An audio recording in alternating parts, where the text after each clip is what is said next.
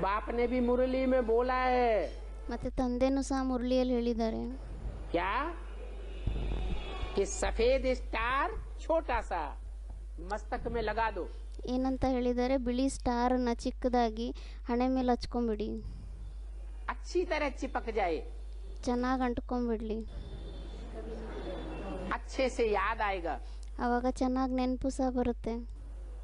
जब कभी भी देखेंगे तो क्या याद आवेगा? स्टार याद आवेगा। ನೀವು ಯಾವಾಗ ನೋಡ್ತೀರೋ ಅವಾಗ ಮತ್ತೇನು ನೆನಪು ಬರುತ್ತೆ? ಸ್ಟಾರೇ ನೆನಪಿಗೆ ಬರುತ್ತೆ। वो स्टार अमृत वेले याद करना है। ಮತ್ತೆ ಆ ಸ್ಟಾರನ್ನು ಅಮೃತ ವೇಳೆ ನೆನಪು ಮಾಡಬೇಕಾಗಿದೆ। लेकिन अभी तो बाप आया हुआ है, ಆದರೆ ಇವಾಗಂತೂ ತಂದೆ ಬಂದಿದ್ದಾರೆ। है? कौन आया हुआ है? बाप याद आया। ಏನಂತ ಹೇಳಿದ್ರು? ಯಾರು ಬಂದಿದ್ದಾರೆ?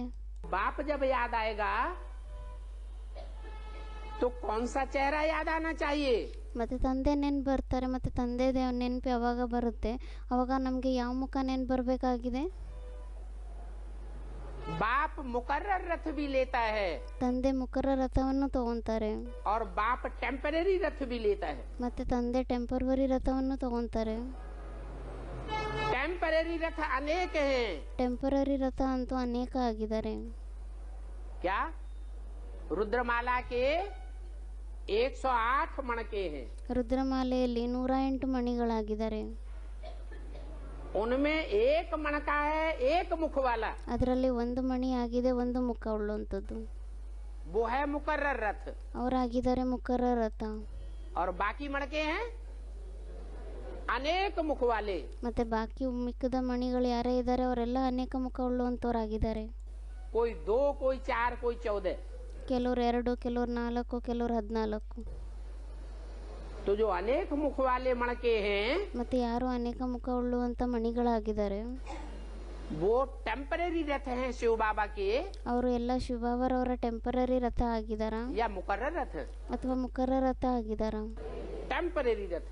ಟೆಂಪರರಿ ರಥ ಆಗಿದ್ದಾರೆ। तो टेम्परेरी रथ याद नहीं आना चाहिए। ಮತ್ತೆ ಟೆಂಪರರಿ ರಥ ನೆನಪಿಗೆ ಬರಬಾರ್ದಾಗಿದೆ।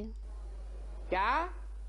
अगर अमृत वेले कोई टेम्परेरी रथ याद आ गया, ಒಂದ್ ವೇಳೆ ಅಮೃತ ವೇಳೆ ಯಾವ್ದಾದ್ರು ಟೆಂಪರರಿ ರಥ ನೆನಪಿಗೆ ಬಂದ್ಬಿಟ್ರೆ, भले ब्रह्मा का ही क्यों न हो, ಭಲೆ ಅದು ಬ್ರಹ್ಮಂದೇ ಆಗಿರ್ಲಿ, उसके लिए भी मुरली में क्या बोला? ಅದಕ್ಕೋಸ್ಕರನು ಸಹ ಮುರಳಿಯಲ್ಲಿ ಏನಂತ ಹೇಳಿದ್ದಾರೆ? इस ब्रह्मा का भी चेहरा चित्र नहीं रखना है, फोटो नहीं रखना है। ಈ ಬ್ರಹ್ಮಂದು ಸಹ ಮುಖ ನೋಡಬಾರ್ದು, ಇವ್ರನ್ನೂ ನೆನಪು ಮಾಡಬಾರ್ದು, ಇವ್ರ ಫೋಟೋನ ಇಟ್ಕೋಬಾರ್ದು ಅಂತ ಹೇಳಿದ್ದಾರೆ। अगर फोटो रखेंगे तो वो याद आवेगा, ಒಂದ್ ವೇಳೆ ಅವ್ರ ಫೋಟೋನ ಇಟ್ಕೊಂಡ್ರೆ ಮತ್ತೆ ಅವ್ರ ನೆನಪಿಗೆ ಬರ್ತಾರೆ, और याद आवेगा तो जिसको याद करेंगे वैसी ही गति हो जाएगी। ಮತ್ತೆ ನೆನ್ಪು ಬಂದ್ರೆ ಯಾರನ್ನ ನೆನ್ಪು ಮಾಡ್ತಾರೋ ಅದೇ ತರ ಗತಿ ಆಗೋಗುತ್ತೆ। ब्रह्मा की गति क्या हुई?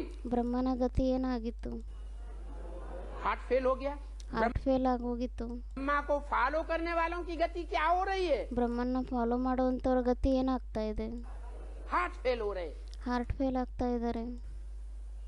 तो ऐसे ही दुर्गति को पाते रहेंगे। ಮತ್ತೆ ಅದೇ ರೀತಿ ದುರ್ಗತಿಯನ್ನ ಪಡಿತಾ ಇರ್ತಾರೆ। ब्राह्मण बनने वाली आत्माओं के ये हाल हो रहा है, ಬ್ರಾಹ್ಮಣರಾಗುವಂತ ಆತ್ಮಗಳದ್ದು ಈ ತರ ಗತಿ ಆಗ್ತಾ ಇದೆ। तो औरों के मुख पर बिंदी को याद किया ಮತ್ತೆ ಬೇರೆ ಬೇರೆಯವರ ಮುಖದಲ್ಲಿ ಬಿಂದಿಯನ್ನ ನೆನ್ಪು ಮಾಡಿದ್ರೆ तो क्या हाल होगा? ಅವಾಗ ಮತ್ತೆ ನಮ್ದೇನ್ ಗತಿ ಆಗುತ್ತೆ? बुरा हाल हो जाएगा। ಕೆಟ್ಟ इसलिए ಕೆಟ್ಟ ಗತಿನೇ ಆಗೋಗುತ್ತೆ ನಮ್ದು। वो स्टार को तो याद करना, लेकिन किसके मुख पर याद करना? ಅದಕ್ಕೋಸ್ಕರ ಆ ಸ್ಟಾರ್ನಂತೂ ನೆನ್ಪು ಮಾಡಬೇಕು, ಆದ್ರೆ ಆ ಸ್ಟಾರ್ನ ಯಾರ ಮುಖದಲ್ಲಿ ನೆನ್ಪು ಮಾಡಬೇಕು? एक मुकर्रर रथ के स्वरूप में याद करना। ಒಂದೇ ಮುಖರ ರಥದ ಸ್ವರೂಪದಲ್ಲಿ ನೆನ್ಪು ಮಾಡಬೇಕು। एक शिव बाबा, दूसरा न कोई। ಒಬ್ಬ ಶಿವಬಾಬನ್ ಬಿಟ್ಟು ಬೇರೆ ಯಾರು ಇಲ್ಲ। तो बाप कहते हैं ಮತ್ತೆ ತಂದೆ ಹೇಳ್ತಾರೆ, ये क्रिमिनल आई जाने का तरीका बताता हूँ। ಈ ಕ್ರಿಮಿನಲ್ ಆಗಿ ಹೋಗುವಂತ ಒಂದು ವಿಧಿಯನ್ನ ಹೇಳ್ತೀವಿ। कैसे जाएगी क्रिमिनल आई? ಇದು ಕ್ರಿಮಿನಲ್ ಆಗಿ ಯಾವ ರೀತಿ ಹೋಗುತ್ತೆ? कि देह को न देखो, क्या देखो? ದೇಹವನ್ನ ನೋಡ್ಬಿಡಿ, ಏನ್ ನೋಡ್ಬೇಕು? आत्मा को देखो। ಆತ್ಮನ ನೋಡ್ಬೇಕಾಗಿದೆ। अभी बात समझाते हैं ಇವಾಗ ತಂದೆ ತಿಳಿಸ್ತಾರೆ, कि बच्चे सिविलाई बनो, ಮಕ್ಕಳೇ ಸಿವಿಲ್ ಆಗಿ प्रैक्टिस करो। ಪ್ರಾಕ್ಟೀಸ್ ಮಾಡಿ। जब तक क्रिमिनल आई है ಎಲ್ಲಿವರೆಗೂ ಕ್ರಿಮಿನಲ್ ಆಗಿದೆ, तब तक तुम पतित आत्मा हो। ಅಲ್ಲಿವರೆಗೂ ನೀವು ಪತಿತ ಆತ್ಮಗಳಾಗಿದ್ದೀರಾ. जब पावन आत्मा बनेंगे ಯಾವಾಗ ನೀವು ಪಾವನ ಆತ್ಮಗಳಾಗ್ತೀರಾ, तो एक दूसरे को स्त्री पुरुष के रूप में देखना भी भूल जाएंगे। ಆವಾಗ ಒಬ್ರು ಇನ್ನೊಬ್ರನ್ನ ಸ್ತ್ರೀ ಪುರುಷದ ರೂಪದಲ್ಲಿ ನೋಡೋದನ್ನು ಸಹ ನೀವು ಮರ್ತೋಗ್ಬಿಡ್ತೀರಾ. स्त्री पुरुष की भी याद नहीं आवेगी। क्या देखेंगे? ಆವಾಗ ಸ್ತ್ರೀ ಪುರುಷರದು ಸಹ ನೆನ್ಪು ಬರಲ್ಲ. ಏನ್ ನೋಡ್ತೀರಾ? आत्मा आत्मा भाई भाई देखेंगे। ಆತ್ಮ ಆತ್ಮ ಬಾಯಿ ಬಾಯಿನ್ನೇ ನೋಡ್ತೀರಾ. तब समझो कि हमारी क्रिमिनल दृष्टि उड़ जाएगी। ಅವಾಗ ತಿಳ್ಕೊಳ್ಳಿ, ನಮ್ದು ಕ್ರಿಮಿನಲ್ ದೃಷ್ಟಿ ಏನಿದೆ ಅದು ಆರೋಗ್ಬಿಡತ್ತೆ. हम आत्मा भाई भाई, ನಾವು ಆತ್ಮಗಳೆಲ್ಲ ಸಹೋದರರಾಗಿದ್ದೀವಿ, ಬಾಯಿ ಬಾಯಿ ಆಗಿದ್ದೀವಿ. एक बाप से वर्षा लेने वाले हैं। ಒಬ್ಬ ತಂದೆಯಿಂದ ಆಸ್ತಿ ತಗೊಳ್ಳೋಂಥವ್ರಾಗಿದ್ದೀವಿ. तो पक्का करना चाहिए ಮತ್ತೆ ಪಕ್ಕಾ ಮಾಡ್ಕೋಬೇಕಾಗಿದೆ कि आत्मा का तख्त, बैठने का तख्त होता है ना, कौन सा है? ಆತ್ಮನ ಸಿಂಹಾಸನ ಇರುತ್ತೆ ಅಂದ್ರೆ ಕುತ್ಕೊಳ್ಳಿಕ್ಕೆ ಸಿಂಹಾಸನ ಇರುತ್ತೆ ಅಲ್ವಾ. ಯಾವ ಸಿಂಹಾಸನ ಇರುತ್ತೆ?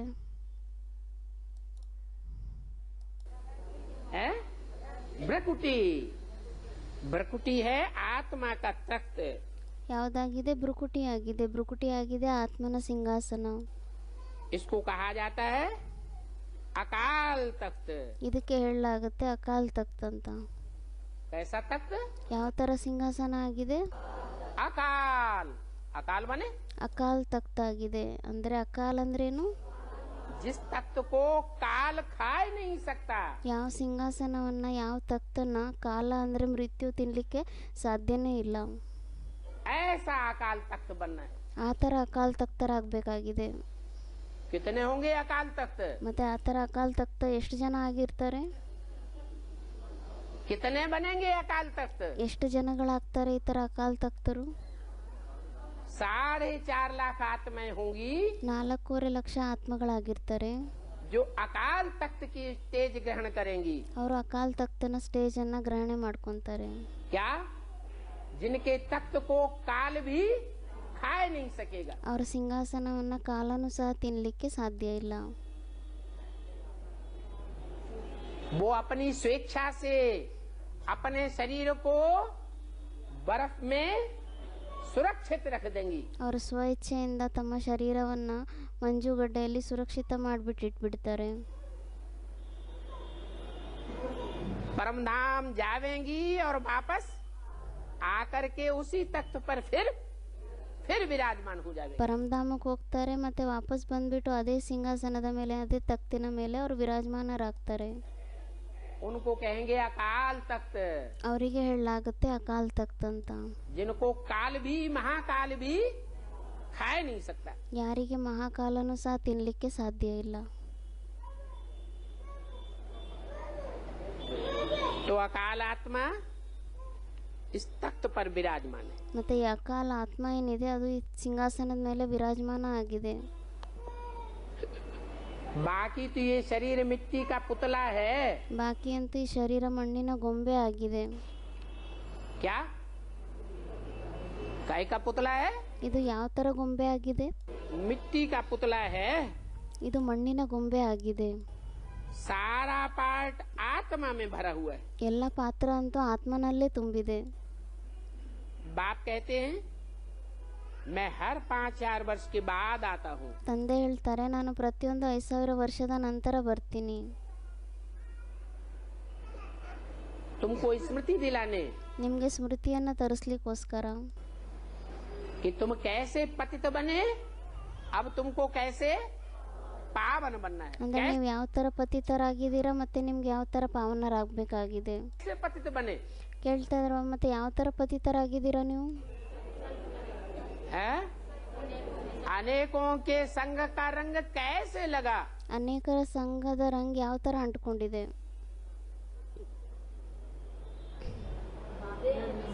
अरे ने इंद्रियों से अनेकों का संग किया। ಅದಕ್ಕೆ ಬಾಬಾ ಹೇಳ್ತಿದ್ದಾರೆ, ಅರೆ ಇಂದ್ರಿಯಗಳಿಂದ ಅನೇಕರ ಸಂಘವನ್ನ ಮಾಡಿರ್ತಾರೆ. उनमें ये आंखें भी शामिल हैं। ಅದರಲ್ಲಿ ಕಣ್ಣುಗಳು ಸಹ ಶಾಮೀಲಾಗಿದೆ. अनेकों का संग का रंग लेते लेते ಅನೇಕರ ಸಂಘದ ರಂಗ್ ತಗೊಂತ उनकी याद आती रही। ಅವ್ರ ನೆನ್ಪು ಬರ್ತಾ ಇರುತ್ತೆ। जब अनेकों की याद आएगी तो व्यभिचारी याद होगी या व्यभिचारी याद होगी? ಮತ್ತೆ ಯಾವಾಗ ಅನೇಕರ ನೆನ್ಪು ಬರುತ್ತೆ ಅವಾಗ ವ್ಯಭಿಚಾರಿ ನೆನಪಾಗಿರುತ್ತಾ ಅವ್ಯಭಿಚಾರಿ ನೆನಪಾಗಿರುತ್ತಾ? व्यभिचारी याद करते करते, व्यभिचारी कर्म करते करते ವ್ಯಭಿಚಾರಿ ನೆನ್ಪು ಮಾಡ್ತಾ ಮಾಡ್ತಾ ವ್ಯಭಿಚಾರಿ ಕರ್ಮಗಳನ್ನ ಮಾಡ್ತಾ ಮಾಡ್ತಾ हम आत्माएं सब क्या बन गई? पतित बन गई। ನಾವು ಆತ್ಮಗಳೆಲ್ಲ ಏನಾಗ್ಬಿಟ್ಟಿದೀವಿ? ಪತಿತರಾಗೋಗ್ಬಿಟ್ಟಿದೀವಿ। अब क्या करें? अब उल्टा कर दे। ಮತ್ತೆ ಇವಾಗ ಏನ್ ಮಾಡ್ಬೇಕಾಗಿದೆ? ಇವಾಗ ಅದನ್ನ ಉಲ್ಟಾ ಮಾಡ್ಬಿಡ್ಬೇಕಾಗಿದೆ। अनेकों का संग छोड़ और संग तोड़, एक संग जोड़। ಅನೇಕರ ಸಂಘವನ್ನ ಬಿಟ್ಟು ಏನ್ ಮಾಡ್ಬೇಕು? ಒಬ್ಬರ ಸಂಘವನ್ನೇ ಮಾಡ್ಬೇಕು। एक शिव बाबा को याद करना है, ಒಬ್ಬ ಶಿವಬಾಬನ್ನೇ ನೆನ್ಪು ಮಾಡ್ಬೇಕಾಗಿದೆ। है तो एक शिव बाबा को देखना है। ನೋಡ್ಬೇಕು ಅಂದ್ರೇನು ಒಬ್ಬ ಶಿವಬಾಬನ್ನೇ ನೋಡ್ಬೇಕಾಗಿದೆ।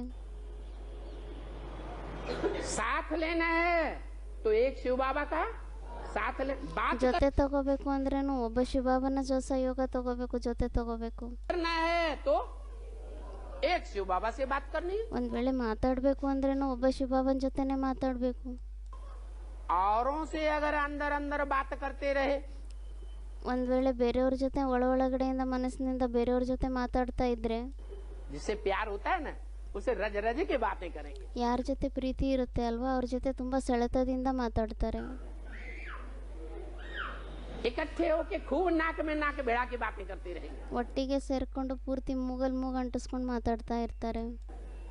तो उसका रिजल्ट क्या होगा? संग का रंग लगेगा कि नहीं लगेगा? ಮತ್ತೆ ಅದ್ರ ರಿಸಲ್ಟ್ ಏನಾಗುತ್ತೆ? ಅವರ ಸಂಘದ ರಂಗ್ ಅಂಟ್ಕೊಳ್ಳುತ್ತೋ ಇಲ್ವೋ? लगेगा। बाप कहते हैं अमृत बेले उठो, ಅಂಟ್ಕೊಳ್ಳುತ್ತೆ ಅವ್ರ ಸಂಘದ ರಂಗ್। ಅದಕ್ಕೆ ತಂದೆ ಹೇಳ್ತಾರೆ ಅಮೃತ ವೇಳೆ ಎದ್ದೇಳಿ, पहले आत्मिक स्थिति धारण करो। ಮೊದಲು ಆತ್ಮಿಕ ಸ್ಥಿತಿಯನ್ನ ಧಾರಣೆ ಮಾಡ್ಕೊಳ್ಳಿ। धारण करने के बाद बाप से खूब बातें करो। ಆ ಆತ್ಮಿಕ ಸ್ಥಿತಿಯಲ್ಲಿ ಸ್ಥಿತರಾದ ನಂತರ ಮತ್ತೆ ತಂದೆ ಜೊತೆ ತುಂಬಾ ಮಾತಾಡಿ। तो किसका संग का रंग लगेगा? ಮತ್ತೆ ಅವಾಗ ಯಾರ ಸಂಘದ ರಂಗ್ ಅಂಟ್ಕೊಳ್ಳುತ್ತೆ? एक बाप, दूसरा नहीं कोई। ಒಬ್ಬ ಶಿವಬಾಬನ್ ಬಿಟ್ಟು ಬೇರೆ ಯಾರು ಇಲ್ಲ, ಆ ಥರ ಸ್ಟೇಜ್ ಆಗುತ್ತೆ ಅವಾಗ। तुम जानते हो ನೀವಂತೂ ತಿಳ್ಕೊಂತೀರಾ, हम आए हैं हेल्थ और वेल्थ, हैप्पीनेस का वर्षा लेने के लिए। ನಾವಂತೂ ಬಂದಿದ್ದೀವಿ ಹೆಲ್ತ್, ವೆಲ್ತ್ ಮತ್ತೆ ಹ್ಯಾಪಿನೆಸ್ಸಿನ ಆಸ್ತಿ ತಗೊಳ್ಳಿಕ್ಕೋಸ್ಕರ। क्या हमारी ऐसी हेल्थ बने ಏನಂತ ಹೇಳಿದ್ರು? ನಮ್ದು ಈ ತರ ಹೆಲ್ತ್ ಆಗುತ್ತೆ जो आधा कल्प तक हमको डॉक्टर का नाम भी न लेना पड़े। ಅಂದ್ರೆ ಅರ್ಧ ಕಲ್ಪದವರೆಗೂ ನಮ್ಗೆ ಡಾಕ್ಟರಿನ ಹೆಸರು ತಗೊಳ್ಳೋಂತ ಅವಶ್ಯಕತೆನೇ ಇರಬಾರ್ದು। ಆ ತರ कोई दवाई की जरूरत न पड़े, ನಮ್ಗೆ ಯಾವುದೇ ಔಷಧಿಯ ಅವಶ್ಯಕತೆನೇ ಇರಬಾರ್ದು। कोई हॉस्पिटल के चक्कर न काटने पाए। ಯಾವುದೇ ಆಸ್ಪತ್ರೆ ಚಕ್ರ ತಿರುಗಿಸುವಂತ ಅವಶ್ಯಕತೆ ಇರಬಾರ್ದು। ಯಾಕೆ? क्योंकि अभी इस संगम युग में हमको बड़े से बड़ा डॉक्टर मिला हुआ है। ಯಾಕೆಂದ್ರೆ ಇವಾಗ ಸಂಗಮ ಯುಗದಲ್ಲಿ ನಮ್ಗೆ ದೊಡ್ಡಕ್ಕಿಂತ ದೊಡ್ಡ ಡಾಕ್ಟರ್ ಸಿಕ್ಕಿದ್ದಾರೆ, बड़े से बड़ा हॉस्पिटल मिला हुआ है, ದೊಡ್ಡಕ್ಕಿಂತ ದೊಡ್ಡ ಆಸ್ಪತ್ರೆ ಸಿಕ್ಕಿದೆ। और बड़े से बड़ी उसने दवाई भी हमको दे दी। ಮತ್ತೆ ಅವ್ರು ನಮ್ಗೆ ದೊಡ್ಡಕ್ಕಿಂತ ದೊಡ್ಡ ಔಷಧಿಯನ್ನು ಸಹ ಕೊಟ್ಟಿದ್ದಾರೆ। क्या दवाई दी? ಏನು ಔಷಧಿಯನ್ನ ಕೊಟ್ಟಿದ್ದಾರೆ? अपन को आत्मा समझ एक बाप को याद करो, ಸ್ವಯಂನ ಆತ್ಮ ಅಂತ ತಿಳ್ಕೊಂಡು ಒಬ್ಬ ತಂದೆಯನ್ನ ನೆನ್ಪು ಮಾಡಿ, तो तुम बहुत हेल्दी बन जाएंगे ಅವಾಗ ನೀವು ತುಂಬಾ ಹೆಲ್ದಿ ಆಗೋಗ್ತೀರಾ और बहुत वेल्दी बन जाएंगे। ಮತ್ತೆ ತುಂಬಾ ವೆಲ್ದಿನೂ ಆಗೋಗ್ತೀರಾ। वेल्थ धन संपत्ति को कहा जाता है। ವೆಲ್ತ್ ಏನಿದೆ ಇದು ಧನ ಸಂಪತ್ತಿಗೆ ಹೇಳಲಾಗುತ್ತೆ। भगवान बाप आते हैं, ಭಗವಂತ ತಂದೆ ಯಾವಾಗ ಬರ್ತಾರೆ? बेहद का बाप है तो बेहद का वर्षा देता होगा। ಬೇಹದ್ದಿನ ತಂದೆ ಆಗಿದ್ದಾರೆ ಅಂದ್ರೆ ಅವ್ರು ಮತ್ತೆ ಬೇಹದ್ದಿನ ಆಸ್ತಿನೇ ಕೊಡ್ತಾರೆ ಅಲ್ವಾ? हद का बाप होता है तो हद का वर्षा देगा। ಹದ್ದಿನ ತಂದೆ ಆಗಿರ್ತಾರೆ, ಅವರು ಹದ್ದಿನ ಆಸ್ತಿಯನ್ನ ಕೊಡ್ತಾರೆ। गरीब होगा 10, 20, 50, 100, 100, 200, 400, 1000, 2000, 10,000, 1 लाख दे देगा। ಒಂದ್ ವೇಳೆ ಬಡವರಾಗಿರುವಂತ ತಂದೆ ಆಗಿದ್ರೆ ಅವ್ರೆಷ್ಟು ಕೊಡ್ತಾರೆ ದುಡ್ಡನ್ನ? ಅದೇ ಬಾಬಾ ಹೇಳ್ತಾ ಇದ್ದಾರೆ, ಮತ್ತೆ ಬಡವರಾಗಿದ್ರೆ ತಂದೆ ಏನು ಮಾಡ್ತಾರೆ? ಅವ್ರು 10, 20, 50, 100, 200, 400 ಅಥವಾ 1000, 2000, 10,000, ಲಕ್ಷದವರೆಗೂ ಆಸ್ತಿಯನ್ನು ಕೊಡ್ತಾರೆ। साहूकार बाप होगा करोड़ 2 करोड़ अरब दे। ಒಂದು ವೇಳೆ ಸಾಹುಕಾರರಾಗಿದ್ದರೆ ತಂದೆ ಏನು ಮಾಡ್ತಾರೆ, ಅವರು 1 ಕೋಟಿ 2 ಕೋಟಿ ಆ ಥರ ಕೊಡ್ತಾರೆ. देगा वो विनाशी है या अविनाशी है? ಮತ್ತೆ ಅವರು ಅದು ವಿನಾಶಿ ಆಗಿದೆನಾ ಅಥವಾ ಅವಿನಾಶಿ ಆಗಿದೆನಾ? विनाशी धन संपत्ति है. ಅದಂತೂ ವಿನಾಶಿ ಧನ ಸಂಪತ್ತಿ ಆಗಿದೆ. और बाप आकर क्या देते हैं? ಮತ್ತೆ ತಂದೆ ಬಂದ್ಬಿಟ್ಟು ಏನು ಕೊಡ್ತಾರೆ? हैं? अविनाशी ज्ञान रतन देते हैं. ಅವಿನಾಶಿ ಜ್ಞಾನ ರತ್ನಗಳನ್ನ ಕೊಡ್ತಾರೆ. परमधाम से नोट नहीं लाते हैं. ಪರಮಧಾಮದಿಂದ ಏನು ನೋಟುಗಳನ್ನ ತಗೊಂಡು ಬರೋದಿಲ್ಲ. सोना चांदी हीरे जवाहरात नहीं लाते हैं. क्या ಪರಮಧಾಮದಿಂದ ಏನು ಚಿನ್ನ ಬೆಳ್ಳಿ ಬಂಗಾರ ಅಥವಾ ಯಾವುದೇ ವಜ್ರ ವೈಡೂರ್ಯಗಳನ್ನ ತಗೊಂಡ್ಬರೋದಿಲ್ಲ. लाते हैं? ज्ञान रतन लाते हैं. ಮತ್ತೆ ಏನು ತಗೊಂಡ್ಬರ್ತಾರೆ? ಜ್ಞಾನ ರತ್ನಗಳನ್ನ ತಗೊಂಡ್ಬರ್ತಾರೆ. और ये भी कहते हैं कि जो यहाँ जितने ज्ञान रतन धारण करेगा ಮತ್ತೆ ಇದನ್ನು ಹೇಳ್ತಾರೆ, ಯಾರು ಇಲ್ಲಿ ಎಷ್ಟು ಜ್ಞಾನ ರತ್ನಗಳನ್ನ ಧಾರಣೆ ಮಾಡ್ಕೊಂತಾರೆ और दूसरों को बांटेगा, ಮತ್ತೆ ಎಷ್ಟು ಅವ್ರು ಬೇರೆಯವ್ರಿಗೆ ಹಂಚ್ತಾರೆ, वही ज्ञान रतन यहाँ के धारण किए हुए जन्म जन्मांतर के लिए कैसे हो जाएंगी? ಅದಕ್ಕೆ ಬಾಬಾ ಹೇಳ್ತಾರೆ, ಆ ಜ್ಞಾನ ರತ್ನಗಳನ್ನ ನಾವೇನು ಧಾರಣೆ ಮಾಡ್ಕೊಂಡಿರ್ತೀವೋ ಇಲ್ಲಿ, ಅದು ಅಲ್ಲಿ ಹೋಗ್ಬಿಟ್ಟು ಜನ್ಮ ಜನ್ಮಾಂತರಕ್ಕೋಸ್ಕರ ಏನಾಗೋಗ್ಬಿಡುತ್ತೆ? परमानेंट स्थूल रतन बन जाएंगे. ಪರ್ಮನೆಂಟ್ ಆಗಿ ಅದು ಸ್ಥೂಲ ರತ್ನಗಳಾಗೋಗುತ್ತೆ. क्या ये ज्ञान रतन जितना यहाँ जो धारण करेगा, ಏನಂತ ಹೇಳಿದ್ರು, ಈ ಜ್ಞಾನ ರತ್ನಗಳನ್ನ ಯಾರು ಇಲ್ಲಿ ಎಷ್ಟು ಧಾರಣೆ ಮಾಡ್ಕೊಂತಾರೆ, मान लो राम वाली आत्मा की तरह बहुत बुद्ध रूपी तर्कस में ज्ञान रतन ज्ञान के बाण भरे हुए होंगे. ತಿಳ್ಕೊಳ್ಳಿ, ಯಾರ್ದಾದ್ರೂ ರಾಮನ ಆತ್ಮನ್ ಥರ ಬುದ್ಧಿರೂಪಿ ಬೆತ್ತಳಿಕೆಯಲ್ಲಿ ತುಂಬಾ ಜಾಸ್ತಿ ಜ್ಞಾನದ ಬಾಣಗಳು ತುಂಬಿಕೊಂಡಿರುತ್ತೆ. तो जन्म जन्मांतर क्या बनेगा? ಮತ್ತೆ ಆ ಥರ ಇರುವಂಥವ್ರು ಜನ್ಮ ಜನ್ಮಾಂತರ ಏನಾಗ್ತಾರೆ? बहुत बड़े से बड़ा साहूकार बनता रहेगा. ತುಂಬಾ ದೊಡ್ಡಕ್ಕಿಂತ ದೊಡ್ಡ ಸಾಹುಕಾರರಾಗ್ತಾ ಇರ್ತಾರೆ ಆ ಥರ ಇರೋರು. कभी भी धन संपत्ति की कमी नहीं होगी. ಅವ್ರಿಗೆ ಯಾವತ್ತೂ ಧನ ಸಂಪತ್ತಿ ಕೊರತೆ ಆಗೋದಿಲ್ಲ. इतना प्रभाव है ज्ञान रत्नों का. ಇಷ್ಟೊಂದು ಪ್ರಭಾವ ಇದೆ ಜ್ಞಾನ ರತ್ನಗಳದ್ದು. तो ये वेल्थ का वर्षा बेहद का वर्षा बाप से मिलता है. ಮತ್ತೆ ಈ ವೆಲ್ತಿನ ಆಸ್ತಿ ಏನಿದೆ, ಬೇಹದ್ದಿನ ಆಸ್ತಿ ತಂದೆಯಿಂದನೇ ಸಿಗುತ್ತೆ. और जिसके पास हेल्थ होगी, ಮತ್ತೆ ಯಾರ ಹತ್ರ ಹೆಲ್ತ್ ಇರುತ್ತೆ, जिसके पास हेल्दी शरीर होगा, ಯಾರ हत्र ಹೆಲ್ದಿ ಆಗಿರುವಂತ ಶರೀರ ಇರುತ್ತೆ, तो हेल्दी कर्मेंद्रियां होंगी. ಹೆಲ್ದಿ ಕರ್ಮೇಂದ್ರಿಯಗಳಾಗಿರುತ್ತೆ. तो कर्मेंद्रियों से ही भोग भोगे जाते हैं. ಮತ್ತೆ ಆ ಕರ್ಮೇಂದ್ರಿಯಗಳಿಂದಾನೇ ಭೋಗವನ್ನ ಭೋಗಿಸಲಾಗುತ್ತೆ. तो जब भोग भोगेंगे हेल्दी कर्मेंद्रियों से, तो हैप्पीनेस बढ़ेगी या घटेगी? ಮತ್ತೆ ಯಾವಾಗ ಹೆಲ್ದಿ ಕರ್ಮೇಂದ್ರಿಯಗಳಿಂದ ಭೋಗವನ್ನ ಭೋಗಿಸ್ತಾರೆ, ಅವಾಗ ಹ್ಯಾಪಿನೆಸ್ ಕಡಿಮೆ ಆಗುತ್ತಾ ಜಾಸ್ತಿ ಆಗುತ್ತಾ? है बढ़ेगी. ಜಾಸ್ತಿ ಆಗುತ್ತೆ.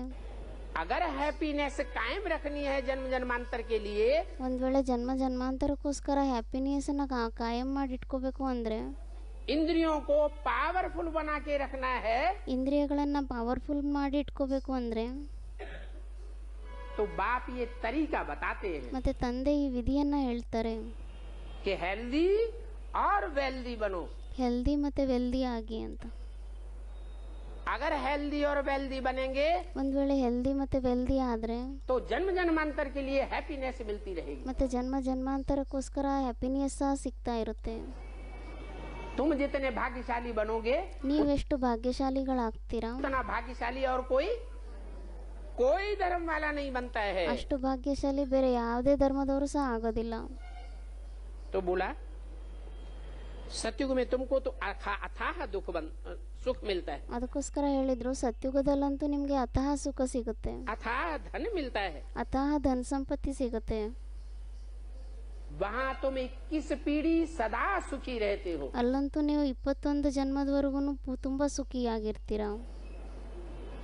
ये सदा सुख का वर्षा ಈ ಯಾವಾಗ್ಲೂ ಸುಖಿಯಲ್ಲಿರುವಂತ ಆಸ್ತಿ तुम यहाँ की धारणा के आधार पर लेते हो. ನೀವು ಇಲ್ಲಿಯ ಧಾರಣೆಯ ಆಧಾರದ ಮೇಲೆ ತಗೊಂತೀರಾ. बुढ़ापे बिगर वहाँ कोई मरेगा ही नहीं. ಅಲ್ಲಿ ವೃದ್ಧರಾಗದೆ ಅಂತೂ ಯಾರು ಸಾಯೋದೇ ಇಲ್ಲ. ऐसे नहीं पेट में ही कोई बच्चा मर जाए, ಆ ಥರ ಎಲ್ಲ ಹೊಟ್ಟೆಯಲ್ಲೇ ಯಾವುದಾದ್ರೂ ಮಗು ಸತ್ತೋಗ್ಬಿಡುತ್ತೆ, बचपने में मर जाए, ಬಾಲ್ಯಾವಸ್ಥೆಯಲ್ಲೇ ಸತ್ತೋಗ್ಬಿಡತ್ತೆ, जवानी की अवस्था में मर जाए, नहीं। ಅಥವಾ ಯುವ ಆದ್ಮೇಲೆ ಸತ್ತೋಗ್ಬಿಡ್ತಾರೆ, ಆ ಥರ ಅಲ್ಲ. जब पूरी आयु होगी, सतयुग में पूरी आयु कितनी होती है? ಯಾವಾಗ ಆಯುಸ್ ಪೂರ್ತಿ ಆಗುತ್ತೋ ಅವಾಗೇ ಶರೀರ ಬಿಡ್ತಾರೆ. ಅದಕ್ಕೆ ಬಾಬಾ ಹೇಳ್ತಿದ್ದಾರೆ, ಮತ್ತೆ ಸತ್ಯುಗದಲ್ಲಿ ಪೂರ್ತಿ ಆಯಸ್ ಎಷ್ಟಿರುತ್ತೆ? 150 साल के लगभग आयु होगी, तब ही शरीर छोड़ेंगे. 150 ವರ್ಷದವರೆಗೂ ಯಾವಾಗ ಆಗುತ್ತೆ ಅವಾಗೇ ಅವ್ರ ಶರೀರ ಬಿಡ್ತಾರೆ. यहाँ तो देखो बैठे बैठे अचानक मर पड़ते हैं. ಇಲ್ಲಿ ನೋಡಿ, ಕೂತಲ್ಲೇ ಅಕಸ್ಮಾತ್ ಆಗಿ ಶರೀರ ಬಿಟ್ಬಿಡ್ತಾರೆ. कोई कोई गर्भ के अंदर ही मर जाते हैं. ಕೆಲವರಂತೂ ಗರ್ಭದಲ್ಲೇ ಸತ್ತೋಗ್ಬಿಡ್ತಾರೆ. वहाँ तो दुख का नाम निशान नहीं होता है. ಅಲ್ಲಂತೂ ದುಃಖದ ಹೆಸರು ಗುರುತು ಸಹ ಇರೋದಿಲ್ಲ. उसको कहा जाता है सुख का धाम. ಅದಕ್ಕೆ ಹೇಳಲಾಗುತ್ತೆ ಸುಖದ ಧಾಮ ಅಂತ, ಮನೆ सुख धाम. ಸುಖಧಾಮ. उसको कहा जाता है राम राज्य. ಅದಕ್ಕೆ ಹೇಳಲಾಗುತ್ತೆ ರಾಮ ರಾಜ್ಯ ಅಂತ. अभी है रावण राज्य. ಇವಾಗ ಆಗಿದೆ ರಾವಣನ ರಾಜ್ಯ. ये है दुखधाम ಇದಾಗಿದೆ ದುಗ್ಧಾಮ. और वो है सुखधाम. ಮತ್ತೆ ಅದಾಗಿದೆ ಸುಖಧಾಮ. है रावण राज्य.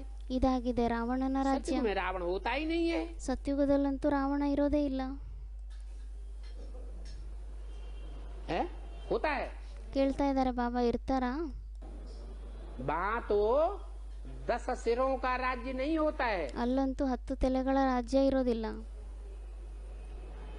राजा एक होता है कि वहाँ राज्य करने वाले अनेक होते हैं. ಅಲ್ಲಿ ರಾಜ ಒಬ್ರಾಗಿರ್ತಾರ ಅಥವಾ ರಾಜ್ಯ ಮಾಡುವಂತ ರಾಜರು ಅನೇಕರಾಗಿರ್ತಾರ? एक राजा होता. आज ಅಲ್ಲಂತೂ ಒಬ್ರೇ ರಾಜ ಆಗಿರ್ತಾರೆ. ಆದ್ರೆ ಇವಾಗ आज जितने मिनिस्टर बन गए उतने सब राजा बन गए. ಆದ್ರೆ ಇವಾಗಂತೂ ಎಷ್ಟು ಮಿನಿಸ್ಟರ್ಗಳಾಗಿ ಹೋಗ್ತಾರೋ ಎಲ್ಲರೂ ರಾಜರಾಗಿ ಹೋಗ್ತಾರೆ. हर मिनिस्टर बैठ करके नए नए कानून बनाता रहता है. ಪ್ರತಿಯೊಬ್ಬ ಮಿನಿಸ್ಟರ್ ಕುತ್ಕೊಂಡು ಹೊಸ ಹೊಸ ಕಾನೂನುಗಳನ್ನ ಮಾಡ್ತಾ ಇರ್ತಾರೆ. आज कानून बनावेंगे, कल दूसरा मिनिस्टर आवेगा, कानून बिगाड़ देगा. ಇವತ್ತು ಕಾನೂನು ಮಾಡ್ತಾರೆ, ಅಪ್ಲೈ ಮಾಡ್ತಾರೆ, ಮತ್ತೆ ನಾಳೆ ಇನ್ನೊಬ್ಬ ಮಿನಿಸ್ಟರ್ ಬಂದ್ಬಿಟ್ಟು ಅದನ್ನ ಕೆಡಿಸ್ಬಿಡ್ತಾರೆ, ಚೇಂಜ್ ಮಾಡ್ಬಿಡ್ತಾರೆ. तो बाप तुम्हारी बुद्धि में 84 के चक्र का ज्ञान डालते हैं. ಮತ್ತೆ ಇವಾಗ ತಂದೆ ನಿಮ್ಮ ಬುದ್ಧಿಯಲ್ಲಿ 84 ಚಕ್ರಗಳ ಜ್ಞಾನವನ್ನ ಕೊಡ್ತಾರೆ. उससे तुमको बहुत खुशी होती है. ಅದರಿಂದ ನಿಮ್ಗೆ ತುಂಬಾ ಖುಷಿ ಆಗುತ್ತೆ. तुम जानते हो हम नई दुनिया अर्थात विश्व के मालिक बनते हैं. ಅಂದ್ರೆ ನಾವು ಹೊಸ ಪ್ರಪಂಚ ಅಂದ್ರೆ ವಿಶ್ವದ ನಾವು ಮಾಲೀಕರಾಗ್ತೀವಿ. गीता में भी भगवान वाच है. ಗೀತೆಯಲ್ಲೂ ಹೇಳಿದ್ದಾರೆ ಭಗವಾನು ವಾಚ್ ಅಂತ. ये बच्चों देह सहित देह के सभी संबंधों को छोड़ दो. ಹೇ ಮಕ್ಕಳೇ, ದೇಹ ಸಹಿತವಾಗಿ ದೇಹದ ಎಲ್ಲ ಸಂಬಂಧಗಳನ್ನ ಬಿಟ್ಟುಬಿಡಿ. क्या क्या करो? ಏನಂತ ಹೇಳಿದ್ರು? ಏನ್ ಮಾಡ್ಬೇಕು? अपनी देह को भी बुद्धि से छोड़ दो. ನಮ್ಮ ಸ್ವಯಂನ ದೇಹವನ್ನು ಸಹ ಬುದ್ಧಿಯಿಂದ ಬಿಟ್ಬಿಡಿ. बुद्धि में अपनी देह भी याद ना आए. अरे याद ಬುದ್ಧಿಯಲ್ಲಿ ನಮ್ಗೆ ನಮ್ಮ ದೇಹನೂ ಸಹ ನೆನಪಿಗೆ ಬರಬಾರ್ದು. कैसे नहीं आए? दर्द होगा तो याद आएगा कि नहीं आएगा? ಅದಕ್ಕೆ ಬಾಬಾ ಹೇಳ್ತಿದ್ದಾರೆ, ಅದ್ ಹೆಂಗ್ ನೆನ್ಪು ಬರಲ್ಲ? ಇವಾಗ ಶರೀರದಲ್ಲಿ ಎಲ್ಲಾದ್ರೂ ನೋವು ಆದ್ರೆ ಮತ್ತೆ ಶರೀರದ ನೆನ್ಪು ಬರುತ್ತೋ ಇಲ್ವೋ? है? नहीं याद आएगा. जब आत्मिक स्थिति बन जाएगी तो शरीर का दर्द भी बहुत हल्का हो जाएगा. ಅಂದ್ರೆ ಅದು ಸಹ ನೆನ್ಪು ಬರಲ್ಲ, ನೋವು ಸಹ ನೆನ್ಪು ಬರಲ್ಲ ಅಂತ ಹೇಳ್ತಿದ್ದಾರೆ ಬಾಬಾ. ಅಂದ್ರೆ ಯಾವಾಗ ನಮ್ದು ಆತ್ಮಿಕ ಸ್ಥಿತಿ ಪಕ್ಕ ಆಗೋಗ್ಬಿಡತ್ತೆ ಅವಾಗ ನಮ್ಗೆ ಶರೀರದ ನೋವು ಸಹ ಹಗುರ ಆಗೋಗ್ಬಿಡತ್ತೆ, ಅಷ್ಟು ಜಾಸ್ತಿ ಅನುಭವ ಆಗಲ್ಲ. जिनको प्रैक्टिस है वो ये अनुभव भी करते होंगे. ಯಾರಿಗೆ ಪ್ರಾಕ್ಟೀಸ್ ಇರುತ್ತೋ ಅವ್ರು ಈ ಮಾತಿನ ಅನುಭವನೂ ಸಹ ಮಾಡ್ತಾ ಇರ್ಬೋದು. ಇವಾಗ क्या जब आत्मिक स्थिति लास्ट में बनेगी ಯಾವಾಗ ಆತ್ಮಿಕ ಸ್ಥಿತಿ ಕೊನೆಯಲ್ಲಾಗುತ್ತೆ तो बीमारियां बढ़ेंगी या घटेंगी? ಅವಾಗ ಮತ್ತೆ ಕಾಯಿಲೆಗಳು ಜಾಸ್ತಿ ಆಗುತ್ತಾ ಅಥವಾ ಕಡಿಮೆ ಆಗುತ್ತಾ? दुनिया में एटम बम फटेंगे, ಪ್ರಪಂಚದಲ್ಲಿ ಅಟಮ್ ಬಾಂಬ್ಗಳು ವಿಸ್ಫೋಟ ಆಗುತ್ತೆ, प्रदूषण बढ़ेगा, ಪ್ರದೂಷಣ ಜಾಸ್ತಿ ಆಗುತ್ತೆ, तो बीमारियां घटेंगी बढ़ेंगी? ಮತ್ತೆ ಕಾಯಿಲೆಗಳೆಲ್ಲ ಜಾಸ್ತಿ ಆಗುತ್ತಾ ಅಥವಾ ಕಡಿಮೆ ಆಗುತ್ತಾ? बढ़ेंगी. ಇನ್ನೂ ಜಾಸ್ತಿ ಆಗುತ್ತೆ. बाप तो कहते हैं शरीर सड़ते जाएंगे और आत्मा पावरफुल होती जाएगी. ತಂದೆ ಅಂತೂ ಹೇಳ್ತಾರೆ ಶರೀರ ಅಂತೂ ಕೊಳಿತಾ ಹೋಗುತ್ತೆ, ಆತ್ಮ ಪವರ್ಫುಲ್ ಆಗ್ತಾ ಹೋಗುತ್ತೆ.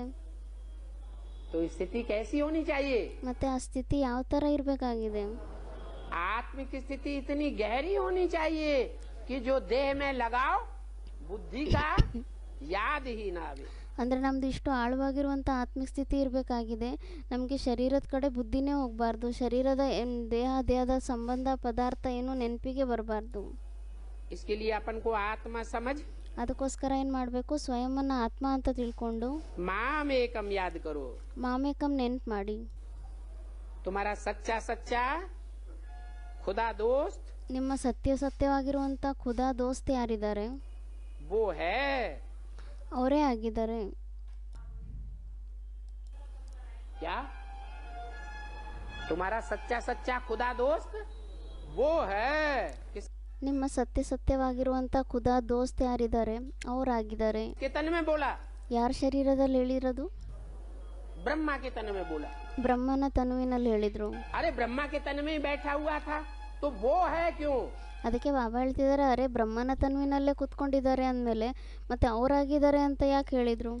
ये है बोलना चाहिए, ये है ಹೇಳ್ಬೇಕಾಗಿದೆ ಇವರಾಗಿದ್ದಾರೆ ಅಂತ. तुम्हारा सच्चा सच्चा खुदा दोस्त, ऐसे क्यों नहीं कहा। ಇವರಾಗಿದ್ದಾರೆ ನಿಮ್ಮ ಸತ್ಯವಾಗಿರುವಂಥ ಖುದಾ ದೋಸ್ತ್, ಈ ಥರ ಯಾಕೆ ಹೇಳಲಿಲ್ಲ. है क्योंकि ब्रह्मा के रूप में खुदा दोस्त बन करके नहीं आता है। ಯಾಕೆಂದ್ರೆ ಬ್ರಹ್ಮನ ರೂಪದಲ್ಲಿ ಭಗವಂತ ಖುದಾ ದೋಸ್ತ್ ಆಗ್ಬಿಟ್ಟು ಬರೋದಿಲ್ಲ. किस रूप में आता है, ಯಾವ ರೂಪದಲ್ಲಿ ಬರ್ತಾರೆ, है हाँ वो आता है देव देव महादेव, जो बड़े से बड़े देवता है। ಅವ್ರು ಯಾರಲ್ಲಿ ಬರ್ತಾರೆ, ಯಾರಿಗೆ ಹೇಳಲಾಗುತ್ತೆ ದೇವ್ ಮಹಾದೇವ್ ಅಂತ, ಅಂದ್ರೆ ಯಾರು ದೊಡ್ಡಕ್ಕಿಂತ ದೊಡ್ಡ ದೇವತೆ ಆಗಿದ್ದಾರೆ. उस बड़े से बड़े देवता के तन में आकर के ಆ ದೊಡ್ಡಕ್ಕಿಂತ ದೊಡ್ಡ ದೇವತೆ ತನುವಿನಲ್ಲಿ ಬಂದ್ಬಿಟ್ಟು तुम बच्चों को बड़े से बड़ा वर्षा देता है। ನೀವು ಮಕ್ಕಳಿಗೆ ದೊಡ್ಡಕ್ಕಿಂತ ದೊಡ್ಡ ಆಸ್ತಿಯನ್ನ ಕೊಡ್ತಾರೆ. तो ये याद रहेगा, तुम बच्चों को बहुत खुशी होगी। ಮತ್ತೆ ಈ ಮಾತು ನೆನಪಿದ್ರೆ ನಿಮ್ಮ ಮಕ್ಕಳಿಗೆ ತುಂಬಾ ಖುಷಿ ಆಗುತ್ತೆ. अल्लाह अव्वल दिन का नाटक भी दिखाते हैं ಅಲ್ಲಾ ಅವ್ವಲ್ ದಿನನ ನಾಟಕನ ಸಹ ತೋರಿಸ್ತಾರೆ. कि अल्लाह ने आकर के अव्वल नंबर दीन अर्थात धर्म की स्थापना की। ಅಂದ್ರೆ ಅಲ್ಲಾ ಬಂದ್ಬಿಟ್ಟು ಮೊದಲನೇ ನಂಬರಿನ ದೀನ್ ಅಂದ್ರೆ ಧರ್ಮದ ಸ್ಥಾಪನೆಯನ್ನ ಮಾಡ್ತಾರೆ. ये हातिम ताई का नाटक भी दिखाते हैं। ಮತ್ತೆ ಈ ಹಾತಿಮ್ ತಾಯಿಯ ನಾಟಕವನ್ನು ಸಹ ತೋರಿಸ್ತಾರೆ. ये सारी इस समय की बातें हैं। ಇದೆಲ್ಲ ಈ ಸಮಯದ ಮಾತಾಗಿದೆ. किसमें, अल्लाह अव्वल दिन की कहानी, ಯಾರಿಗೆ ಹೇಳಿರೋದು, ಅಲ್ಲಾ ಅವಲ್ ದಿನಿನ ಕತೆ ಅಂತ ಹೇಳ್ತಾರೆ ಅಲ್ವಾ. हातिम ताई की कहानी ಹಾತಿಮ್ ತಾಯಿಯ ಕತೆ ಅಂತ ಹೇಳ್ತಾರೆ. चाहो तो टीवी में देख भी सकते हो। ನೋಡೋದಿದ್ರೆ ಟಿವಿಯಲ್ಲಿ ನೋಡ್ಲೂಬಹುದಾಗಿದೆ. वर्तमान ब्राह्मणों की संगमी दुनिया से उन बातों को टैली कर सकते हो। ವರ್ತಮಾನದಲ್ಲಿ ಬ್ರಾಹ್ಮಣರ ಪ್ರಪಂಚದ ಈ ಪ್ರಪಂಚ ಏನಿದೆ, ಬ್ರಾಹ್ಮಣರ ಪ್ರಪಂಚ, ಇದ್ರ ಜೊತೆ ಅದನ್ನ ಟ್ಯಾಲಿನೂ ಸಹ ಮಾಡಬಹುದಾಗಿದೆ. खुशी आवेगी, ತುಂಬಾ ಖುಷಿ ಬರುತ್ತೆ ಅವಾಗ. ये सब इस समय की बातें हैं। ಇದೆಲ್ಲ ಈ ಸಮಯದ ಮಾತುಗಳೇ ಆಗಿದೆ. अभी मनुष्य कितना माथा मारते रहते हैं। ಇವಾಗ ಮನುಷ್ಯರು ಎಷ್ಟು ತಲೆ ಕೆಡಿಸ್ಕೊಂತ ಇರ್ತಾರೆ. माथा मारते हैं कि बच्चे कम पैदा हो, दुनिया की आबादी कम हो जाए। ಎಷ್ಟು ತಲೆ ಕೆಡಿಸ್ಕೊಂತಾರೆ, ಮಕ್ಕಳು ಕಡಿಮೆ ಜನ್ಮ ತಗೊಳ್ಳಿ, ಪ್ರಪಂಚದ ಜನಸಂಖ್ಯೆ ಕಡಿಮೆ ಆಗಿರ್ಲಿ ಅಂತ. बेहद का बाप कितनी आबादी कम कर देते हैं। ಬೇಹದ್ದಿನ ತಂದೆ ಎಷ್ಟೊಂದು ಜನಸಂಖ್ಯೆಯನ್ನ ಕಡಿಮೆ ಮಾಡಿಬಿಡ್ತಾರೆ. है? कितनी कर देते हैं, ಎಷ್ಟು ಮಾಡಿಬಿಡ್ತಾರೆ.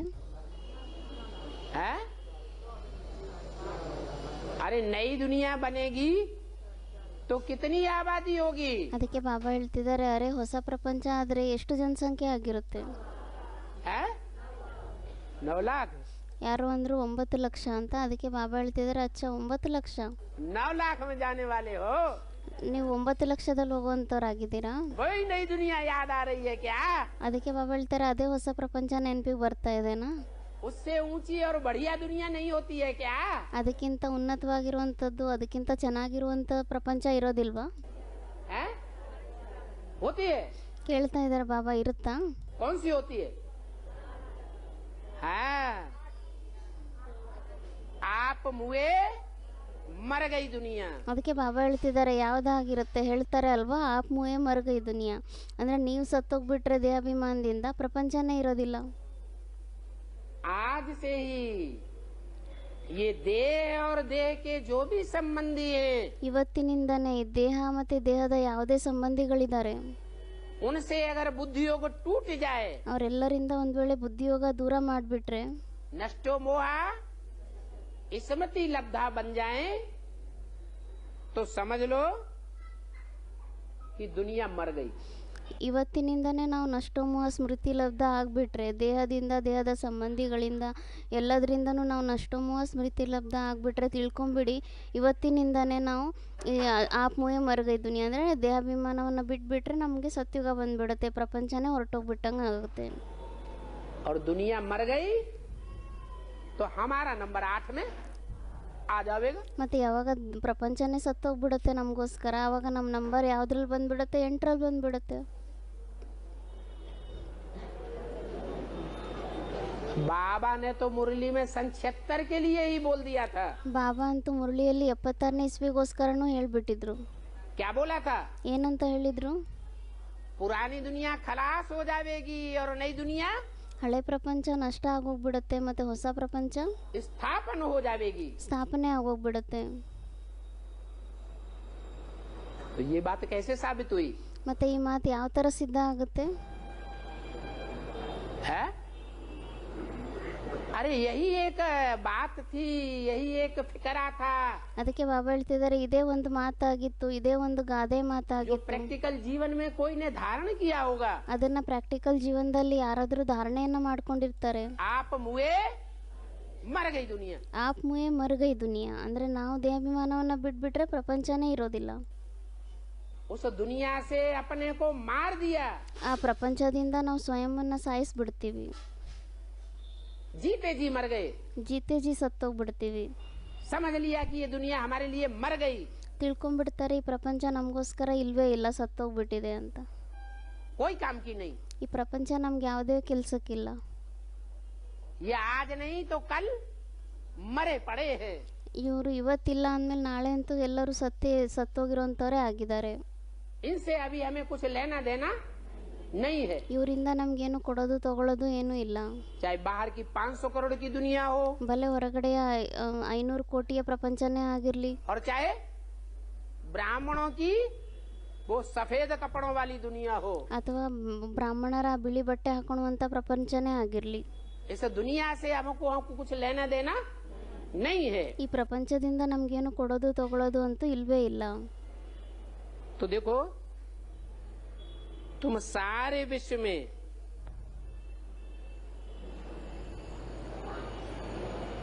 तुम बच्चे ಮತ್ತೆ ನೋಡಿ, ನೀವು ಇಡೀ ವಿಶ್ವದಲ್ಲಿ ನೀವು ಮಕ್ಕಳು सारे विश्व में कितने रोशन हो जाते हो। ನೀವು ಮಕ್ಕಳು ಇಡೀ ವಿಶ್ವದಲ್ಲಿ ಎಷ್ಟು ಪ್ರಕಾಶಮಾನರಾಗೋಗ್ತೀರಾ.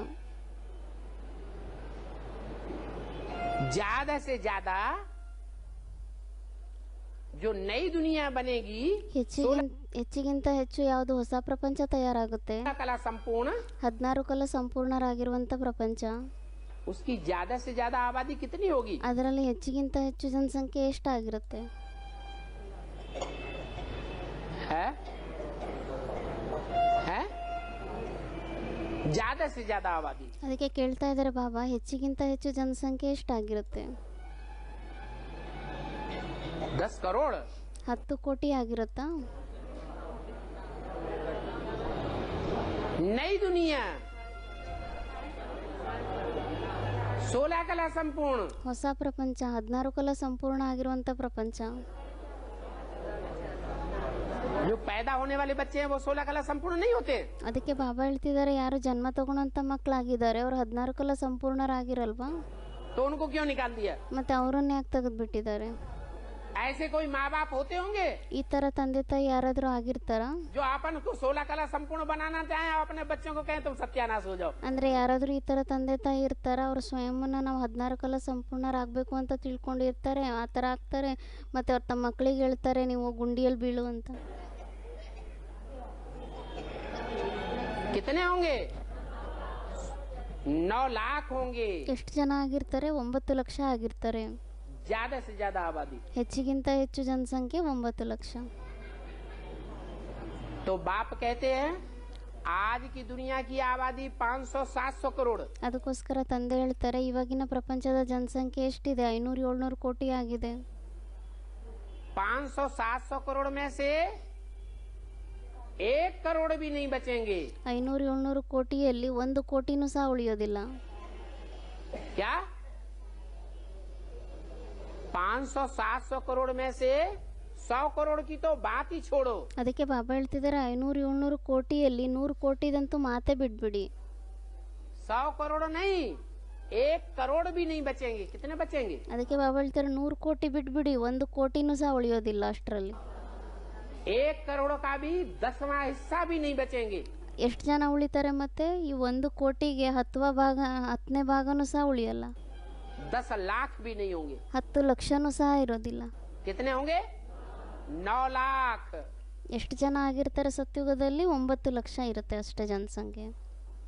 16,108 9,16,108 इतनी आबादी होगी। ಇಷ್ಟೇ ಜನಸಂಖ್ಯೆ ಆಗಿರುತ್ತೆ. बाकी सारी दुनिया खलास हो जाएगी। ಬಾಕಿ ಎಲ್ಲ ಪ್ರಪಂಚ ನಷ್ಟ ಆಗೋಗ್ಬಿಡುತ್ತೆ. तो बाप आकर के कितनी बढ़िया फैमिली प्लानिंग कर देते हैं। ಮತ್ತೆ ತಂದೆ ಬಂದ್ಬಿಟ್ಟು ಎಷ್ಟು ಒಳ್ಳೆ ಫ್ಯಾಮಿಲಿ ಪ್ಲಾನಿಂಗ್ ಮಾಡ್ಬಿಡ್ತಾರೆ. सारी दुनिया के देश देशांतर कितनी हिम्मत करते हैं। ಇಡೀ ವಿಶ್ವದಲ್ಲಿ ಎಲ್ಲ ದೇಶಾಂತರದಲ್ಲಿ ಎಲ್ಲರೂ ಎಷ್ಟು ಧೈರ್ಯವನ್ನ ತೋರಿಸ್ತಾರೆ, मेहनत करते हैं, कितनी दवाइयाँ बनाते हैं, ಎಷ್ಟು ಶ್ರಮ ಪಡ್ತಾರೆ, ಎಷ್ಟೊಂದು ಔಷಧಿಗಳನ್ನ ತಯಾರು ಮಾಡ್ತಾರೆ. लेकिन दुनिया की आबादी दिन दूनी रात चौगुनी बढ़ती जाती है। ಆದ್ರೆ ಪ್ರಪಂಚದ ಜನಸಂಖ್ಯೆ ದಿನಕ್ಕೆ 2ರಷ್ಟು, ರಾತ್ರಿಗೆ 4ರಷ್ಟು ಹೆಚ್ಚಾಗ್ತಾ ಹೋಗುತ್ತೆ.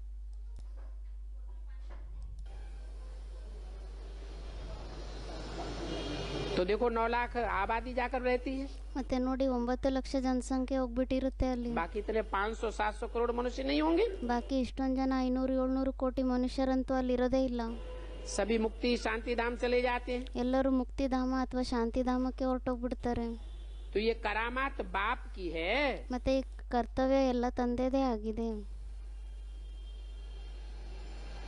एक देवी देवता धर्म का फाउंडेशन लगाते हैं ಒಂದು ದೇವಿ ದೇವತಾ ಧರ್ಮದ ಫೌಂಡೇಶನ್ ಅನ್ನ ಹಾಕ್ತಾರೆ, और बाकी सभी धर्मों का विनाश करा देते हैं। ಮತ್ತೆ ಮಿಕ್ಕಿದ ಎಲ್ಲ ಧರ್ಮಗಳ ವಿನಾಶವನ್ನು ಮಾಡ್ಬಿಡ್ತಾರೆ. जो देवी देवता सनातन धर्म के पक्के होंगे ಯಾರು ದೇವಿ ದೇವತಾ ಸನಾತನ ಧರ್ಮದ ಪಕ್ಕ ಆಗಿರ್ತಾರೆ वो रह जाएंगे। ಅವ್ರು ಉಳ್ಕೊಂಡ್ಬಿಡ್ತಾರೆ. बाकी कच्चे पक्के होंगे, दूसरे धर्म में कन्वर्ट होने वाले होंगे, ಬಾಕಿ ಯಾರೇ ಅಪರಿಪಕ್ವ ಆಗಿರ್ತಾರೆ, ಬೇರೆ ಧರ್ಮದಲ್ಲಿ ಕನ್ವರ್ಟ್ ಆಗುವಂತವ್ರು ಆಗಿರ್ತಾರೆ, तो सब खलास हो जाएंगे। ಅವರೆಲ್ಲ ನಷ್ಟ ಆಗೋಗ್ತಾರೆ. ये 84 का चक्र अच्छी रीत बुद्धि में बिठाना है। ಈ 84 ಜನ್ಮದ ಚಕ್ರವನ್ನ ಒಳ್ಳೆ ರೀತಿಯಿಂದ ಬುದ್ಧಿಯಲ್ಲಿ ಕೂರಿಸ್ಕೋಬೇಕಾಗಿದೆ. इसको कहेंगे सुदर्शन चक्र। ಇದಕ್ಕೆ ಹೇಳಲಾಗುತ್ತೆ ಸುದರ್ಶನ ಚಕ್ರ. बाकी चक्र से कोई गला आदि काटने की बात नहीं है। ಬಾಕಿ ಯಾವುದೇ ಚಕ್ರದಿಂದ ಕತ್ತನ್ನ ಕೊಯ್ಯುವಂತ ಮಾತಂತೂ ಏನು ಇಲ್ವೇ ಇಲ್ಲ. क्या जब सुदर्शन चक्र से गला काटते हुए भगवान को दिखाया है, ಅಂದ್ರೆ ಬಾಬಾ ಹೇಳ್ತಿದ್ದಾರೆ, ಶಾಸ್ತ್ರಗಳಲ್ಲಿ ಭಕ್ತಿ ಮಾರ್ಗದಲ್ಲಿ ಭಗವಂತನ ಸುದರ್ಶನ ಚಕ್ರದಿಂದ ಕತ್ತನ್ನ ಕೊಯ್ತಾ ಇರೋದನ್ನ ತೋರಿಸಿದ್ದಾರೆ. उसका अर्थ क्या हुआ? ಅದರ ಅರ್ಥ ಏನಾಗಿದೆ? उसका अर्थ हुआ कि ये धड़ अलग कर दिया, इधर- देवान अलग कर दिया और इधर- आत्मा अलग कर दी। ಇದರ ಅರ್ಥ ಏನಾಯ್ತು? ಶರೀರದ ಕೆಳಭಾಗವನ್ನ ಬೇರೆ ಮಾಡಿಬಿಟ್ರು, ತಲೆಯನ್ನ ಬೇರೆ ಮಾಡಿಬಿಟ್ರು, ಅಂದ್ರೆ ಆತ್ಮನ ಬೇರೆ ಮಾಡಿಬಿಟ್ರು, ಮತ್ತೆ ಶರೀರನ ಬೇರೆ ಮಾಡಿಬಿಟ್ರು. आत्मा जब अलग की जाती है तो देवान अलग हो जाता है। ಯಾವಾಗ ಆತ್ಮನ್ನ ಬೇರೆ ಮಾಡಲಾಗುತ್ತೆ ಅವಾಗ ದೇಹಾಭಿಮಾನ ದೂರ ಆಗೋಗುತ್ತೆ. तो तुम बच्चों का आत्माभिमानी बनाने के लिए ಮತ್ತೆ ನೀವು ಮಕ್ಕಳನ್ನ ಆತ್ಮಾಭಿಮಾನಿಯನ್ನಾಗಿ ಮಾಡ್ಲಿಕ್ಕೋಸ್ಕರ ऐसा माहौल तुम्हारा बन जाता है, तुम ही आत्माभिमानी बनते हो। ಅಂದ್ರೆ ಅವಾಗ ನಿಮ್ಮ ವಾತಾವರಣನೇ ಆ ಥರ ಆಗೋಗ್ಬಿಡುತ್ತೆ, ಅವಾಗ ನೀವು ಆತ್ಮಾಭಿಮಾನಿಗಳಾಗೋಗ್ತೀರಾ. और बाकी सारी दुनिया देह अभिमानी बन जाती है। ಮತ್ತೆ ಬಾಕಿ ಎಲ್ಲ ಪ್ರಪಂಚ ದೇಹಾಭಿಮಾನಿ ಆಗೋಗುತ್ತೆ. तो उनका देहभान खलास होता है ಮತ್ತೆ ಅವಾಗ ಅವ್ರ ದೇಹಾಭಿಮಾನ ನಷ್ಟ ಆಗುತ್ತೆ, और देह भी खलास हो जाती है। ಮತ್ತೆ ದೇಹನೂ ನಷ್ಟ ಆಗೋಗ್ಬಿಡುತ್ತೆ. और तुम्हारी आत्मा अमर बन जाती, तुम अमर देवता बन जाते हो। ಮತ್ತೆ ನಿಮ್ಮ ಆತ್ಮ ಅಮರ ಆಗೋಗುತ್ತೆ, ನೀವು ಅಮರ ದೇವತೆಗಳಾಗೋಗ್ತೀರಾ. उन्होंने तो हिंसक शस्त्र बनाई दिया है। ಅವರಂತೂ ಹಿಂಸಕ ಶಸ್ತ್ರಗಳನ್ನ ಮಾಡ್ಬಿಟ್ಟಿದ್ದಾರೆ. किसको? सुदर्शन चक्र को। ಯಾರನ್ನ? ಸುದರ್ಶನ ಚಕ್ರವನ್ನ. तुम्हारा सुदर्शन चक्र हिंसक है या अहिंसक है? ಅದಕ್ಕೆ ಬಾಬಾ ಹೇಳ್ತಿದ್ದಾರೆ, ನಿಮ್ಮ ಸುದರ್ಶನ ಚಕ್ರ ಏನಿದೆ ಇದು ಹಿಂಸಕ ಆಗಿದೆನಾ ಅಥವಾ ಅಹಿಂಸಕ ಚಕ್ರ ಆಗಿದೆನಾ? तुम्हारा सुदर्शन चक्र अहिंसक है। ನಿಮ್ಮ ಸುದರ್ಶನ ಚಕ್ರ ಅಂತೂ ಅಹಿಂಸಕ ಚಕ್ರ ಆಗಿದೆ. देखो कहाँ की बात कहाँ ले जाते हैं। ನೋಡಿ, ಎಲ್ಲಿಯ ಮಾತನ್ನ ಎಲ್ಲಿ ತಗೊಂಡು ಹೋಗ್ತಾರೆ. शास्त्रों में श्री कृष्ण के लिए हिंसक बातें लगाई दी हैं। ಶಾಸ್ತ್ರದಲ್ಲಿ ಶ್ರೀಕೃಷ್ಣಗೋಸ್ಕರ ಹಿಂಸಕ ಮಾತುಗಳನ್ನ ಹೇಳ್ಬಿಡ್ತಾರೆ. कि उन्होंने सबका गला काटा, ಅಂದ್ರೆ ಅವ್ರು ಎಲ್ಲರ ತಲೆಯನ್ನ ಕಟ್ ಮಾಡಿದ್ರು ಅಂತ ಹೇಳ್ಬಿಡ್ತಾರೆ. सबको सुदर्शन चक्र से मारा, ಎಲ್ಲರನ್ನು ಸುದರ್ಶನ ಚಕ್ರದಿಂದ ಸಾಯಿಸ್ಬಿಟ್ರು ಅಂತ ಹೇಳ್ತಾರೆ. अब मारने का अर्थ क्या हुआ ಇವಾಗ ಸಾಯಿಸೋ ಮಾತಿನ ಅರ್ಥನೇ ಏನಾಗಿದೆ? है? सबके देवान को क्या कर दिया? खलास कर दिया। ಎಲ್ಲರ ದೇಹಾಭಿಮಾನವನ್ನ ನಷ್ಟ ಮಾಡಿಬಿಡ್ತಾರೆ. तो जिनका देवान होगा उन्हीं का तो देव, उन्हीं को तो खलास करेंगे। ಮತ್ತೆ ಯಾರ್ಯಾರ್ದು ದೇಹಾಭಿಮಾನ ಇರುತ್ತೆ ಅವ್ರದಂತೂ ನಷ್ಟ ಮಾಡ್ತಾರೆ ಅಲ್ವಾ? जिन्होंने पुरुषार्थ करके अपने को आत्मा बना लिया, ಯಾರು ಪುರುಷಾರ್ಥವನ್ನ ಮಾಡ್ಬಿಟ್ಟು ಸ್ವಯಂವನ್ನ ಆತ್ಮನ್ನಾಗಿ ಮಾಡ್ಕೊಂಡ್ಬಿಟ್ಟಿದ್ದಾರೆ उनका देवान खलास होने की बात है ही नहीं। ಅವ್ರದಂತೂ ದೇಹಾಭಿಮಾನ ನಷ್ಟ ಆಗುವಂತ ಮಾತೇ ಇಲ್ಲ. तो देखो श्री कृष्ण के लिए कितनी ग्लानि कर दी है, ಮತ್ತೆ ನೋಡಿ, ಶ್ರೀಕೃಷ್ಣನ್ಗೋಸ್ಕರ ಎಷ್ಟೊಂದು ನಿಂದನೆಯನ್ನ ಮಾಡ್ಬಿಟ್ಟಿದ್ದಾರೆ, कितना हिंसक बनाई दिया है। ಎಷ್ಟೊಂದು ಹಿಂಸಕ ಯುದ್ಧವನ್ನ ತೋರಿಸ್ಬಿಟ್ಟಿದ್ದಾರೆ, ಹಿಂಸಕ ಮಾತುಗಳನ್ನ ಹೇಳ್ಬಿಟ್ಟಿದ್ದಾರೆ. तुम तो डबल अहिंसक बनते हो। ನೀವಂತೂ ಡಬಲ್ ಅಹಿಂಸಕರಾಗ್ತೀರಾ. काम कटारी चलाना ये भी एक हिंसा है। ಕಾಮದ ಕತ್ತಿಯನ್ನು ನಡೆಸೋದು ಇದು ಸಹ ಒಂದು ಪ್ರಕಾರದ ಹಿಂಸೆ ಆಗಿದೆ. देवताओं को तो पवित्र कहा जाता है, ದೇವತೆಗಳಿಗಂತೂ ಪವಿತ್ರ ಅಂತ ಹೇಳಲಾಗುತ್ತೆ. योग बल से विश्व का मालिक बन सकते हैं। ಯೋಗ ಬಲದಿಂದ ವಿಶ್ವದ ಮಾಲೀಕರಾಗಬಹುದಾಗಿದೆ. तो योग बल से बच्चे पैदा क्यों नहीं हो सकते? ಮತ್ತೆ ಯೋಗ ಬಲದಿಂದ ಮಕ್ಕಳ ಜನ್ಮ ತಗೊಳ್ಳಿಕ್ಕೆ ಯಾಕಾಗಲ್ಲ? है? योग बल से क्या मिलती है? विश्व की बादशाही। ಯೋಗ ಬಲದಿಂದ ಏನ್ ಸಿಗುತ್ತೆ? ವಿಶ್ವದ ಆಸ್ತಿ ಸಿಗುತ್ತೆ. जब विश्व की बादशाही मिल सकती है ಯಾವಾಗ ವಿಶ್ವದ ಆಸ್ತಿ ಸಿಗ್ಬೋದಾಗಿದೆ, तो योग बल से बच्चों की पैदाइश नहीं हो सकती ಮತ್ತೆ ಯೋಗ ಬಲದಿಂದ ಮಕ್ಕಳ ಜನ್ಮ ಆಗ್ಲಿಕ್ಕೆ ಸಾಧ್ಯ ಇಲ್ವಾ? है? उसके लिए इंद्रियों की जरूरत है? ಅದಕ್ಕೋಸ್ಕರ ಇಂದ್ರಿಯಗಳ ಅವಶ್ಯಕತೆ ಇದೆನಾ? नहीं। ಇಲ್ಲ. राधा कृष्ण विश्व के मालिक बनेंगे सतयुग में? ರಾಧಾಕೃಷ್ಣರು ಸತ್ಯುಗದಲ್ಲಿ ವಿಶ್ವದ ಮಾಲೀಕರಾಗ್ತಾರ? है? नहीं बनेंगे। ಅವರಂತೂ ಆಗೋದಿಲ್ಲ. विश्व कहा जाता है 500-700 करोड़ विश्व धर्मों की आत्माएं मौजूद हों। ವಿಶ್ವ ಅಂತ ಹೇಳಲಾಗುತ್ತೆ 500-700 ಕೋಟಿ ಆತ್ಮಗಳಿಗೆ. ಎಲ್ಲಿ ಇಡೀ ಪ್ರಪಂಚದಲ್ಲಿ ಎಲ್ಲ ಧರ್ಮದವರು ಎಲ್ಲ ಪ್ರಕಾರದ ಆತ್ಮಗಳು ಎಲ್ಲಿ ಪ್ರಾಕ್ಟಿಕಲ್ ನಲ್ಲಿ ಇರ್ತಾರೋ ಅದಕ್ಕೆ ಹೇಳಲಾಗುತ್ತೆ. तब होते हैं विश्व के महाराजन।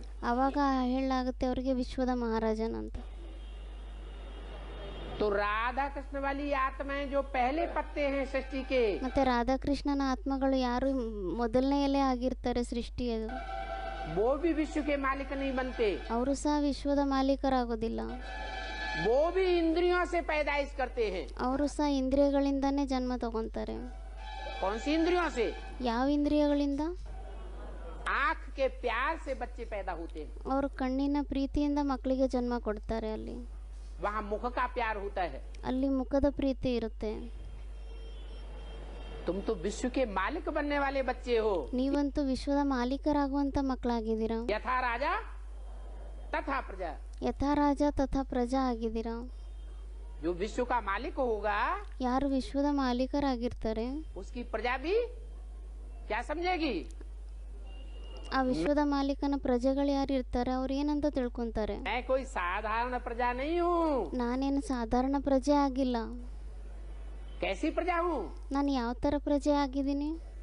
प्रकृष्ट रूपेण जायते, ಪ್ರಕಷ್ಟ ರೂಪದಲ್ಲಿ ಹೋಗುವಂತವ್ರು, जिसको प्रकृष्ट पुरुषार्थ करके जन्म दिया गया है। ಯಾರಿಗೆ ಪ್ರಕಷ್ಟ ಪುರುಷಾರ್ಥವನ್ನ ಮಾಡ್ಬಿಟ್ಟು ಜನ್ಮ ಕೊಡ್ಲಾಗುತ್ತೆ. मैं ऐसे बाप का बच्चा हूँ। ನಾನು ಆ ತರ ತಂದೆಯ ಮಗು ಆಗಿದ್ದೀನಿ ಅಂತ ಅವ್ರಿಗೂ ಹೆಮ್ಮೆ ಇರುತ್ತೆ. मेरा बाप जैसे परिवार में बच्चे होते हैं, ನನ್ನ ತಂದೆ ಅಂದ್ರೆ ಯಾವ ತರ ಪರಿವಾರದಲ್ಲಿ ಮಕ್ಕಳಿರ್ತಾರೆ क्या समझते हैं? बाप की दुकान है या मेरी दुकान है? ಅವ್ರೇನಂತ ತಿಳ್ಕೊತಾರೆ, ಅಂಗಡಿ ತಂದೆ ಅಂಗಡಿ ಆಗಿದೆನಾ ಅಥವಾ ನನ್ನ ಅಂಗಡಿ ಆಗಿದೆನಾ ಏನಂತ ಹೇಳ್ತಾರೆ. क्या समझते हैं? ಅವ್ರೇನಂತ ತಿಳ್ಕೊತಾರೆ, कोई बच्चा ये कहता है मेरे बाप की दुकान है मेरी नहीं है? ಯಾರಾದರೂ ಮಕ್ಳು ಈ ಥರ ಹೇಳ್ತಾರ, ಅರೆ ಇದು ನಮ್ಮ ಅಪ್ಪಾಜಿ ಅಂಗಡಿ ಆಗಿದೆ ನಮ್ಮ ಅಂಗಡಿ ಅಲ್ಲ ಅಂತ ಯಾರಾದರೂ ಹೇಳ್ತಾರಾ? तो जैसे परिवार होता है और बच्चे भी कहते हैं मेरी दुकान है, ಯಾವ ಥರ ಪರಿವಾರ ಇರುತ್ತೆ, ಪರಿವಾರದಲ್ಲಿ ಮಕ್ಕಳು ಸಹ ಹೇಳ್ತಾರೆ ಇದು ನನ್ನ ಅಂಗಡಿ ಆಗಿದೆ ಅಂತ. गर्व रहता है. ಅವರಿಗೆ ಅದ್ರ ಮೇಲೆ ಹೆಮ್ಮೆ ಇರುತ್ತೆ. ऐसे ही तुम विश्व के लिए क्या कहोगे?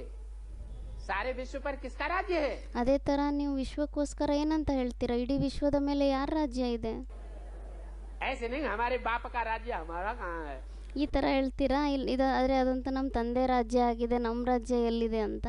नहीं, तुम समझेंगे कि हमारे बाप का राज्य माने हमारा राज्य. ಆ ಥರ ಅಲ್ಲ, ನೀವೇನಂತ ತಿಳ್ಕೊತೀರಾ, ನಮ್ಮ ತಂದೆ ರಾಜ್ಯ ಅಂದ್ರೇನೆ ಅದು ನಮ್ಮ ರಾಜ್ಯ ಆಗಿದೆ.